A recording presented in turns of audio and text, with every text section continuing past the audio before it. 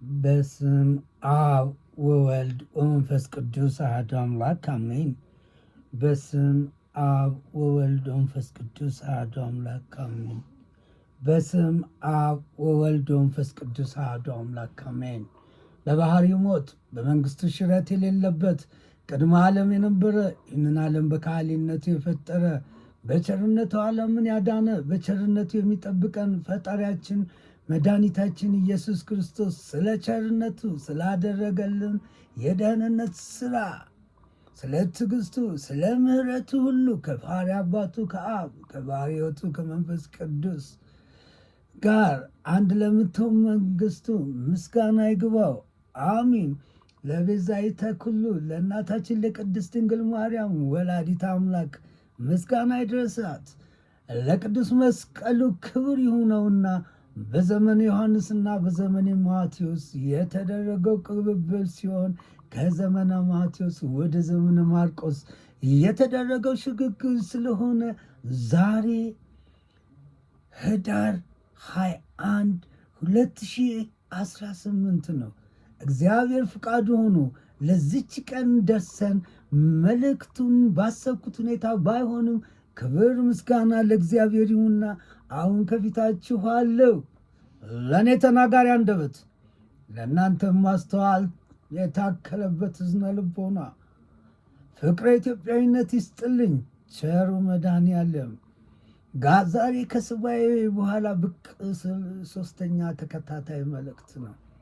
እግዚአብሔር በፈቀደ መጠን በአምሳለ ሰማያዊት በብርት ጽዮን ማርያም ገዳም በአራት ሱባኤዎች ጊዜ ውስጥ ያየኋቸውን ስለ መጪው ጊዜያቶች የተከናወኑትም ሆነ ያልተከናወኑትም ያየሁትንና የተነገረኝን በጥልቀት በዝርዝር ሳቀርብ ይህ ሶስተኛ መልእክቴ ነው።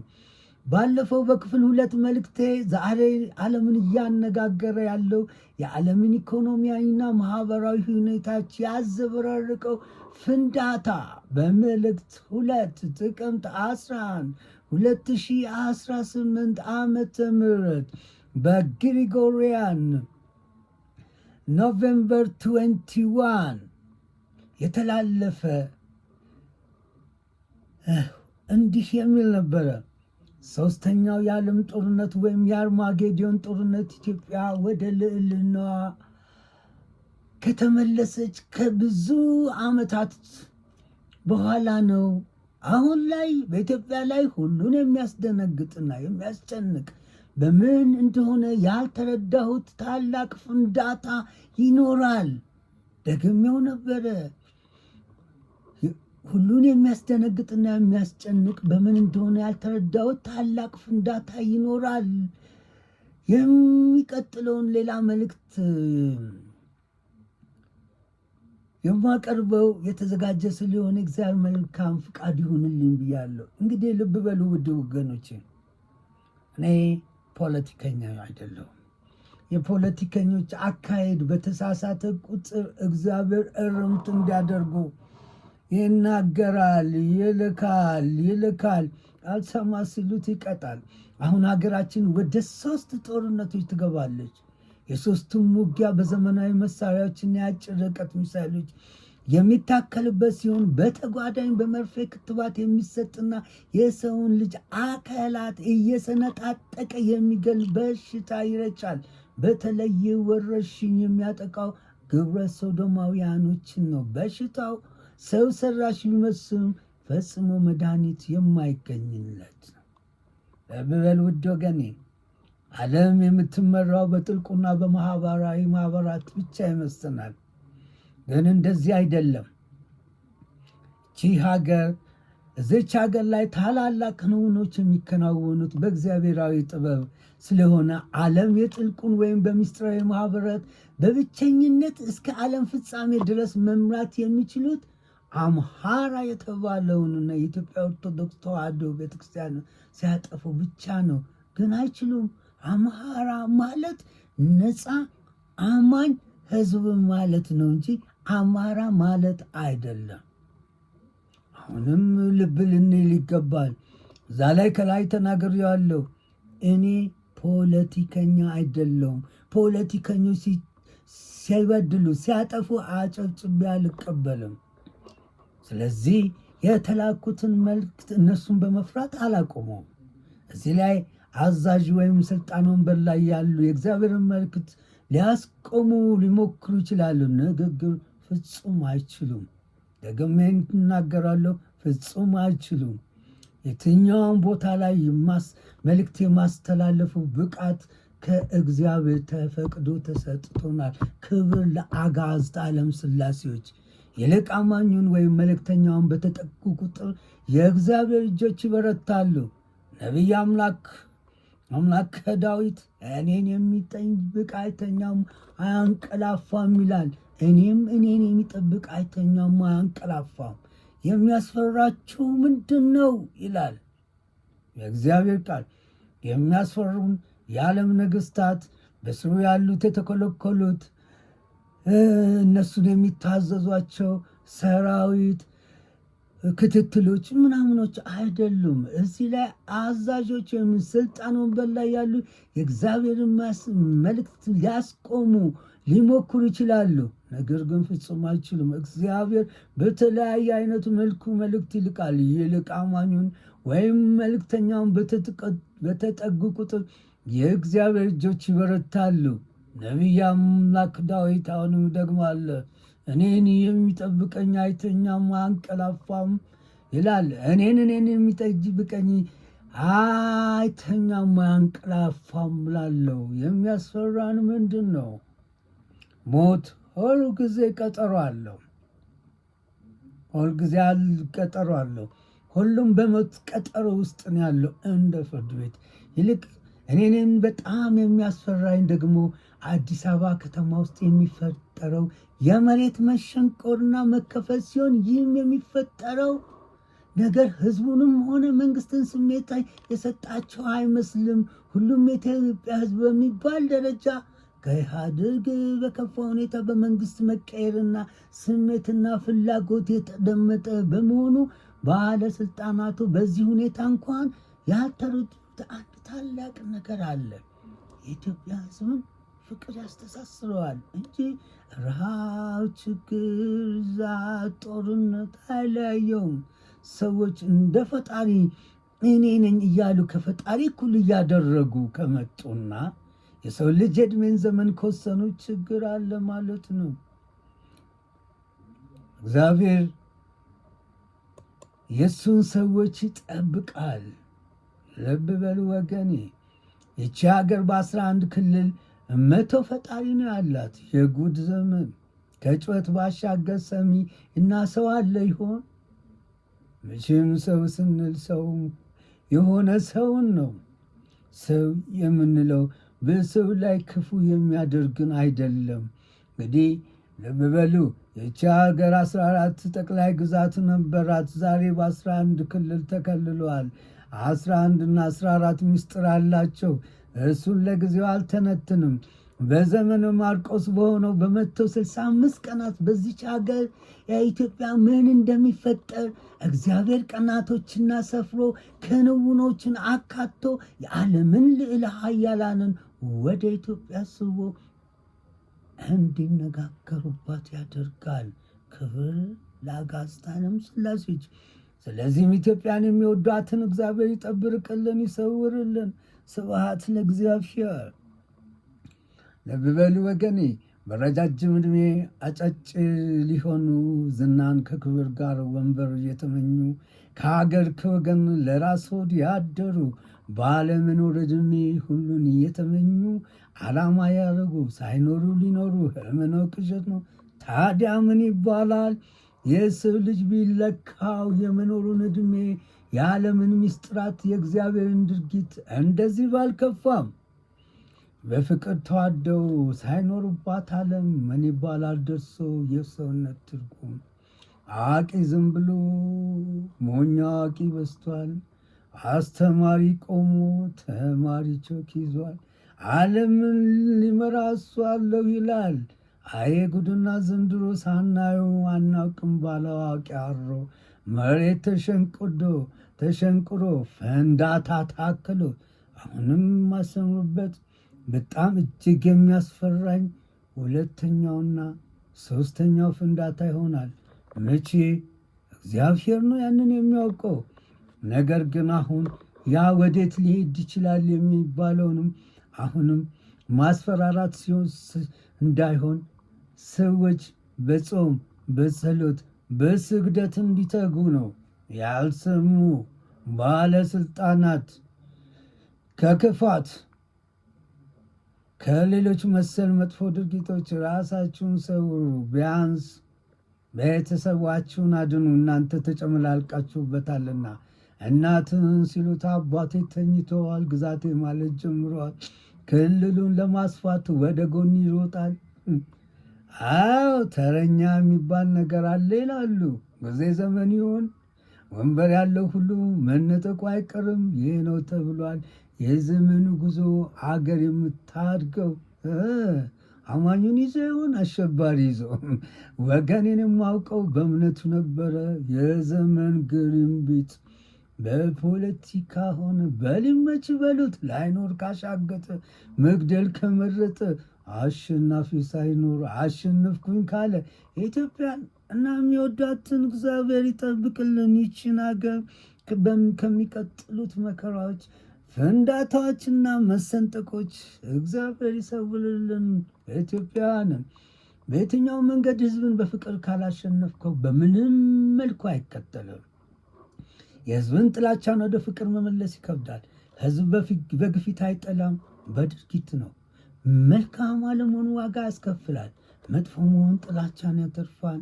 እንደ ዓለም አስተሳሰብ ወይም ሳይንስ የሚያደርሰው ጉዳት በሰው ህይወትና በሀገር ኢኮኖሚ የሚሆነው በፖለቲካ ደባ የሚከናወኑ ነገሮች ሁሉ ለራሱ ውድቀት መንሸራተቻ መሰረት ነው። የህዝቡን ፍላጎትና አሁን ምርጫ የሚባለውን ብዙ ልንማርበት ይገባል። ምርጫስ ይኖራል ብሎ ማሰብ በራሱ የዕድሜ ዘመን መተንበይ ነው። ያም ይሁን ይህ በዚህ ዓመት ዓለምም ሆነ ኢትዮጵያ ብዙ አዳዲስ ሁነቶችን ስለምታስተናግድ በዚህም የተነሳ የሚያውቁ አላዋቂ ሊቃን በራሳቸው የጉዞ መስመር ከህዝብ መስመር ወጥተው እየተጓዙ ነው። ህዝብ ከጠላ ማታለል መሸንገል አይቻልም፣ ረፍደዋል። እግዚአብሔር ኢትዮጵያንን የሚወዷትን ይጠብቅልኝ። እዚህ ጋር እንዳ ነገር አለ። የፖለቲካ አካሄድ ፖለቲካ የተለየ ነው። ሰው ሆኖ ፍቅር አጥፍቶ እምነት አመንምኖ በዚች ዓለም ክፋት ራስን ጠፍንጎ በጥላቻ ባዜ ራሱን አሽጎ ራሱን ካረገ የፍትህ ተሟጋች የእምነት ተቃራኒ ከሆነ ለሰው ልጅ ጠላት ሆነ ወዳጅ በአንድነት አይኖሩም። ጎራ መለየትም ለእምነት አይበጅም። ካህናት አጥፍቶ መቅደሱን ከናቀ ከእግዚአብሔር መባ ሁሌም ከጸደቀ የእግዚአብሔርን ጥበብ ጠንቅቆ እያወቀ ሕዝቡ ተበድሎ ከጥፋት ካበረ ለጥፋት አርበኞች እየተባበረ አስኬማውን ደፍቶ ከእምነቱ ከሳተ በቅዱስ መጽሐፍ ከተዘባበት ሊቀነ ጳጳስም ለዓለምም ካደረ ምን ይባል ዘመኑ? ከየት ይገኝ ምክሩ? ባፈነግጥም ሕዝቡ ከእምነቱ ሕዝቡ በዝምታ በአምላኩ ከጸና የመሪዎች ክፋት እጅጉን ከከፋ ምሕረት አልቆ አምላክ ከተቆጣ የጉድ ዘመን መጣ። ምን ይባላል ደርሶ እግዚአብሔር ቢቀጣ? ለሊቃውንት ባይኖረው ይቅርታ ያዩታል አጥፊዎች የአምላክን ዝምታ በቁጣው ሲቀጣ። ኧረ እግዚኦ በሉ ሲባል ሕዝቡ ያሸፋል። እግዚኦ ነው። ይህ የታኅሳስ ጾም ነው፣ የገና ጾም ነው። እስቲ እንጾም፣ እንጸልይ፣ እንስግድ። እምነት ተበከለ፣ ጳጳስ ተከፈለ። ይሄ መጥፎ ዘመኑ ካህናት ታለለ። ኧረ ጉድ ነው የዘንድሮ። ፖለቲካ ሆነ እምነት ተቀይሮ ባለስልጣን ወንበር እምነት በብር ታስሮ የእምነት ማሰሪያውም ልብ ሆኖ ሳለ በዚች ዓለም ሕይወት ጳጳስ ተታለለ። ሰርገ የገቡትን ጳጳስ ብለዋቸው ሌሎችን ጳጳሳት ማን የሚያምናቸው? አሁንም የወቁት ኦርቶዶክስ አጠፋም፣ የሕዝቡ እምነቱ ከልቡ አይፋቅም። የአምላክን ፍቅር ከቶ አይለውጥም። ወደ ገኔ እግዚአብሔር ኢትዮጵያንና ልጆቿን ይጠብቅልን። ብዙ ጊዜ ብዙ ጥያቄዎች፣ ብዙ ሂደቶች አሉ። አንዳንዴ የሰው ልጅ ለምንድን ነው ስደተኛ የሚሆን እላለሁ። ከዚች ሀገር ማርያም የሀገር ብስራት ሀገር መሰደድ ምንኛ ያስከፋል። ከቤትስ መሰደድ ምንኛ ከባድ ነው። ልብ በል ወገኔ፣ እርምጃችን ልኬት ሳይኖረው ግራና ቀኝ ፊትና ኋላ ሳይኖረው ጉዞ የጠባጫሪነት ብቻ ሳይሆን የጥፋት መሰሪነት ጉዞ በመሆኑ እየተርከፈከፈ የሚሄደው ቤንዚን ሲለኮት የተሸከመውን ስለሚያቃጥል እንጠፋፋ የሚል ድምታ ያዘለ ይመስላል። የቆመ የሚመስለው ዳዊት ይጠንቀቅ ይላል። አባቶች በፊት ነበር እንጂ መጥነው መደቆስ ቁጭ ብሎ የሰቀሉት ይላሉ።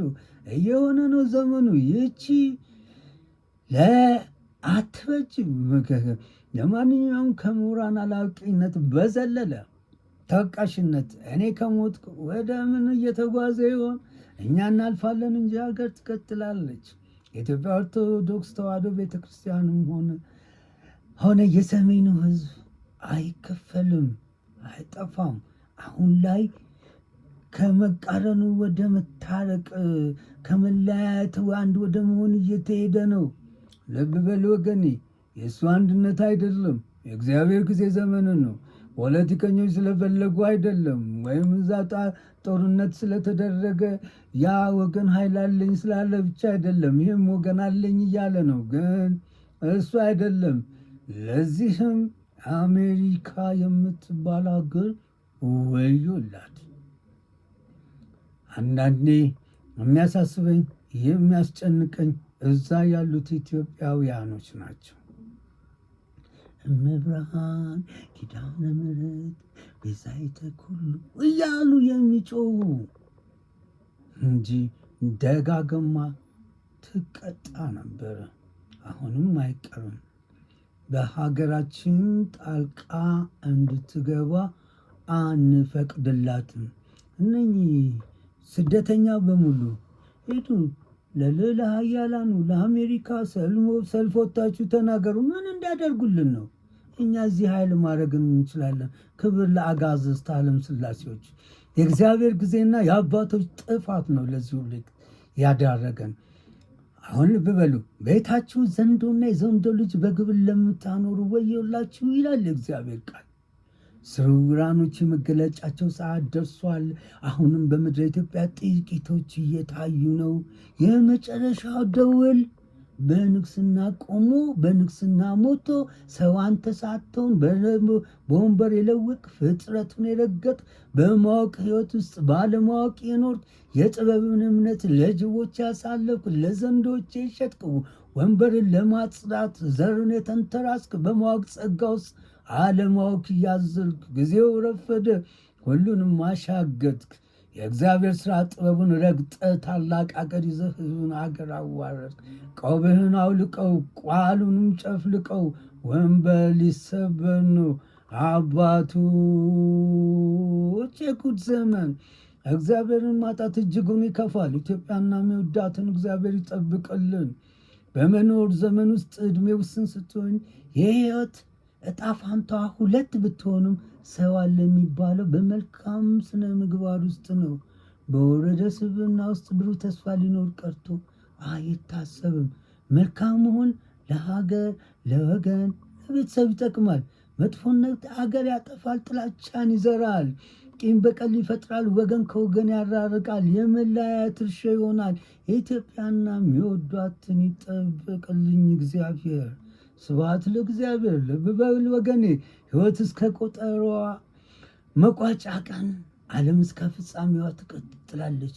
እስካሁን ሰዓት እግዚአብሔር ፈቅዶ አሁን አለው። የነገኑ ቢፈቅድን እግዚአብሔርን አለው። አቤቱ አምላኬ ፈጣሪ ጌታዬና መድኃኒት ይሆን ፍቃድ ይሆን። አሜን። ብዙ ጊዜ በእግዚአብሔር ኃይል እምነት የሌላቸው የዚህ ዓለም አስፈራሪዎች ሁሉን ማድረግ ይቻላል የሚሉ ግብዞች ኃይል አለን ብለው በሚያስፈራሯቸው ሰዎች ዘንድ እግዚአብሔር በክብሩ አለ። ልብ በል፣ እግዚአብሔር በክብሩ አለ። ሰዎቹን መንካት እግዚአብሔር ጋር መዳፈር ነው። በእግዚአብሔር ዘንድ ከቁጥር ለማይገባው በዓለም ስፍር ኢምንት በማይሞላ ኃይላቸው ተወጥረው በዓለም ነገር ተሸንፈው ከታላቁ እግዚአብሔር መንገድ ከቃሉ መውጣት ምንኛ የከፋ ኃጢአት ነው። ከሰው ማምለጥ ይቻለዋልን? አዎ፣ ከእግዚአብሔር ግን ማምለጥ አይቻልም። ስለ ነገ ማወቅ የማንችል እኛ ነገ ስለመኖራችን እርግጠኛ በማንሆንበት ዓለም እየኖርን የዚህ ዓለም ገዢ በሆነው በሱም በሚመሩት መሸነፍ የእግዚአብሔርን ክብር ማቃለል ኃይሉንም መካድ ነው። ባለስልጣናቱም ይሁን የቤተ ክርስቲያኑ አስተዳዳሪዎች አሁን ባላቸው እድሜያቸው ኢምንት ለማትሞላ የስልጣን ዘመን እድሜ ልክ ለማይኖሩበት ዓለም መገዛት ምንድን ነው?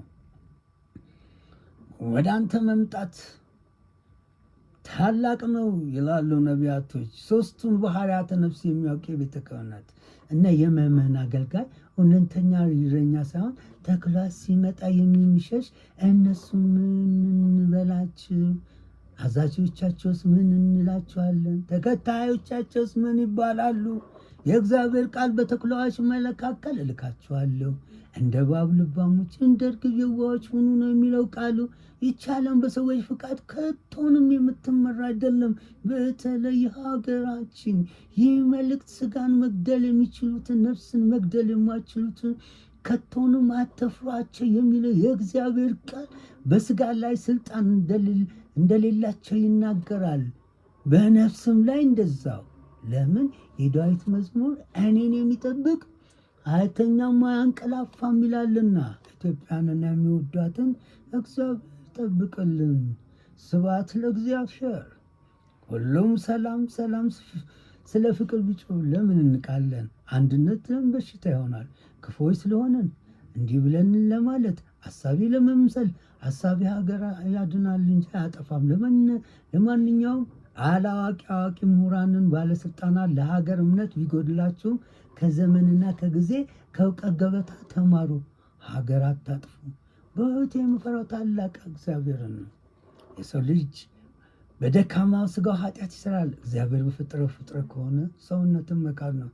ኢትዮጵያንና የሚወዳትን እግዚአብሔር ይጠብቅልን። እዚህ ላይ ልብ በሉ ወገኔ፣ እኔ ቅዱስ ጻድቅ ነኝ አላልኩም። እግዚአብሔር በፈቀደ በነገረኝ መጠን እመጣለሁ። ከላይ ገዝቼዋለሁ። አሁን በልዩ ልዩ ሞደርን በሆኑ መሳሪያዎች ወገን ከወገኑ ጋር ይዋጋል። ልብ በሉ፣ ይህ የመጨረሻ የሱባኤ ቀን ነው። አሁን ከቀኑ 7 ሰዓት ሆኖ የማንቂያ ደወል የማረጋገጫ ድምፅ ተሰምቷል። ለእግዚአብሔር ክብር ምስጋና ይድረስ።